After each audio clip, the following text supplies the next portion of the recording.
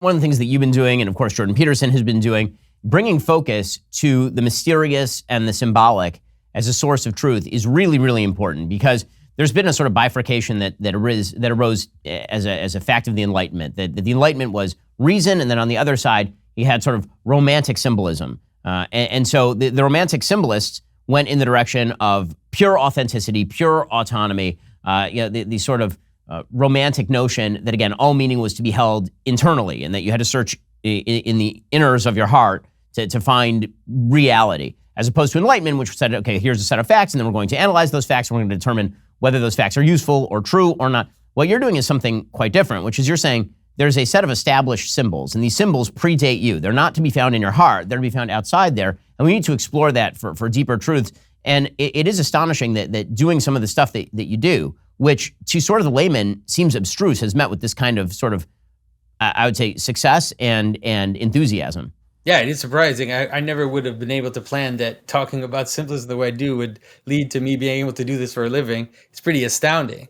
But I think that's you really hit the nail right. That is one of the problems that happened in the modern age, and it happened in Christianity, sadly, is this kind of division between meaning and fact, right? So you have, even now today, you have like the more fundamentalist, let's say, Christians that think that what's in the Bible is something that really happened. And then you have the more liberal type of theologian that say, oh, it's all kind of meaning and allegory and, metaphor. And, it's like, why can't they just be both at the same time? That is I think that's even the deepest Christian way of seeing it, that this notion of an incarnational vision, right? That the highest things and the lowest things actually come together and manifest in particulars.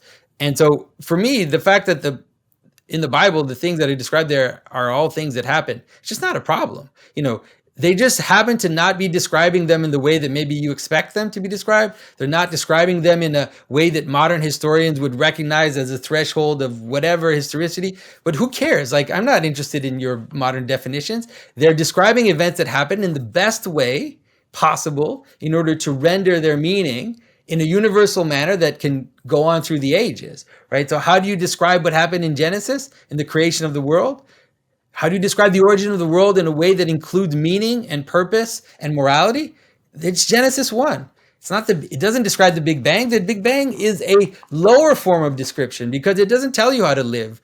Describing, this explosion that happened before time and space doesn't explain to you what it means to exist. But if you want to tell a real origin, one that has any relevance, you have to include in it the meaning order of the universe and the moral order of the universe. And that's Genesis 1. I mean, it's Genesis 1 to 3, let's say. And that's the best way to describe the origin of the world. Did it happen? Yes, it happened. Did it happen in a scientific way? No. And who cares? Why do you think that that's the highest way of describing an event? It's not. I mean, that's especially true because, again, if you read the first 3 chapters of Genesis, I mean, there wasn't a dude named Adam. The word Adam means man. I mean, it's used all over the Bible to mean man. That's the Hebrew meaning of the word Adam, right? And Eve is only named Eve by Adam after she provides life. I mean, like these names are clearly meant to imbue vast symbolism. They're not meant to. It's not like there was this guy named George and he lived in a garden where he did some gardening, and then there was this weird garden snake and he was talking like that. That's not what the story is about. And I think that because we've again reduced the world to sort of, as Bertrand Russell would say, sort of a place of fact, that we're then surprised when we lack meaning, and then when we're unable to construct our own meaning. And so what that means is that even the things that clearly are supposed to be symbolic have been turned sterile. And so you see this all over the place, the hijacking of traditional symbolism and their use for, literally sterile things. So the most obvious example would be the Olympics opening ceremony, where they're using the symbolism of Jesus and the 12 disciples to promote homosexuality and transgenderism. I mean, it's literally taking the message of Christianity and turning it into a hedonistic, sexually sterile promotion tool. It's amazing. Not just cannibalistic. There's a cannibalistic because everybody knows that the myth of Dionysus has this part of it. It's called the sparagmos, which is the ripping apart of the king. Right? It's like it is this frenetic orgiastic energy that destroys the hierarchy. That's what it is. Right? It ripped the king. The women ripped the king into pieces. And this whole imagery. It's like it was perfect. this is the thing that we have to understand, Ben, is that the kind of psycho progressive, like the really fringe, the hard leftists, they understand symbolism very well. They intuitively have the right, they know what they're doing. And so the coherence of the symbolism of that scene was absolutely right. It's right to their purpose, which is to the complete destruction of all identity and of all purpose. And so it's like once you see that, it's really important for us to recapture those stories and to recapture the symbolism, because we're faced with things that often we've lost our weapons against. And so how do you deal with something that's presented to you imagistically, right? It's like the scene in the opening of the Olympics. It wasn't a political statement. It was presented imagistically in story terms with certain cultural elements. And so we try to answer politically, but when you do that, they just say, well, no, you're misunderstanding. And then they start to gaslight and to shift. What we need to learn to do, and that's why I don't talk about politics that much. I talk about stories and I try to tell stories, is because that's the best way to answer. The best way to answer, because the real stories, the true stories, the one that are embodied in fairy tales or the Bible or even the ancient myths, these stories that have been with us for millennia and that kind of uphold our civilization, if we can understand them and then present them again to the world in a way that is clear, then those stories win, because they're the true stories. As social unrest escalates, as crime rates climb, securing your family and their safety more important than ever. I'm about as pro-Second Amendment as it gets. I have many, many guns. But the thought of using lethal force in my home, I'd love to have some other options, and that's why you need to check out Byrna. Introducing the Byrna Ungun, the non-lethal self-defense platform. Lightweight, simple to use. It uses an easy-to-load 5-round magazine. It's powered by an 8-gram CO2 cartridge. Byrna launchers fire a 68 caliber chemical-filled projectile using patented pull-pierce technology, where the CO2 canister is only punctured on the first trigger pull, which means your launcher is always at the ready. It's capable of incapacitating an attacker for over 30 minutes. It's accurate and effective at over 60 feet. Doesn't require a permit, no background checks. It's interstate travel friendly. With Byrna, you will be prepared to defend. The Byrna is a safer, more sensible alternative that could potentially save lives on both sides, protecting both user and aggressor. Thank you, Byrna, for sponsoring this video. If you haven't yet, go check out last week's episode of Ben After Dark on Daily Wire Plus, brought to you by Byrna. Again, check out our friends over at Byrna right now. And one of the things that you've been talking about lately is the symbolism of conspiracy theories. And this is really interesting, because obviously we now have a society that's rife with conspiracy theories.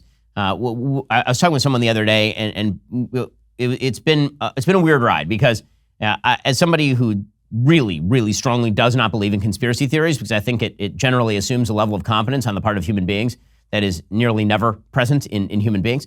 But there obviously have been things that that elites in our society have done that, if done not intentionally, very much mimic conspiracy theories.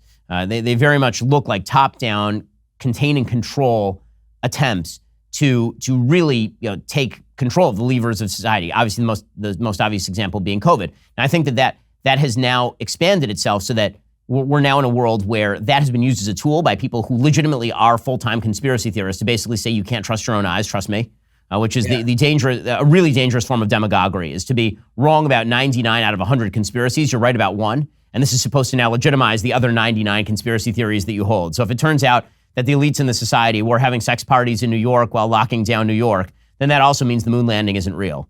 And that also means that there's an elite cadre of people meeting at the synagogues on Friday night to determine the weather patterns, right? Like that, there's this willingness for human beings that once that flip is switched, once the switch is flipped, rather, that now you believe all the things, because you can't believe anything, so you may as well believe, the worst about every single thing. However, what do you make of the prevalence of conspiracy theories, and where do you bring symbolism into all this? Well, the first thing to understand about conspiracy theories is that the first thing they represent to us is that we don't trust our leaders. We don't trust the elites.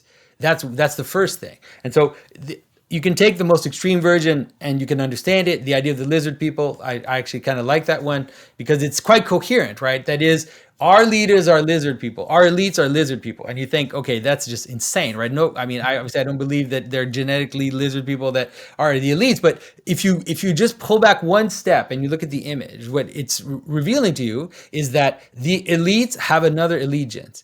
Their allegiance is to themselves. They have their own world that is one that is strange and foreign to me, that I don't understand. They have their own purposes that aren't related to helping us and to being what leaders should be, which is, shepherds helping the world in which they are. And they have their own intentions that are obscure and are snake-like. And that's why you come up with a conspiracy theory like that. And the thing is that true? Well, I think that is true, because it's not true out of a concentrated desire necessarily to make it happen. It's true because of the way in which because of technology, because of all kinds of things, the way our society sets itself up, which is that the elites have nothing to give to the people anymore, right? In an ancient Roman world, if you were an aristocrat, you had to build public buildings. You had to do public things. If you didn't, at some point, they're going to kill you. Like, they really are. They're just going to go to your house and get rid of you if you don't participate in the common good of society. But now we have these weird world of finance and like completely isolated elites that we don't even know who they are, but that they can act on us and they can have massive amounts of power without us knowing. So that's a good example. And conspiracy will also always have, conspiracy type thinking will always have similar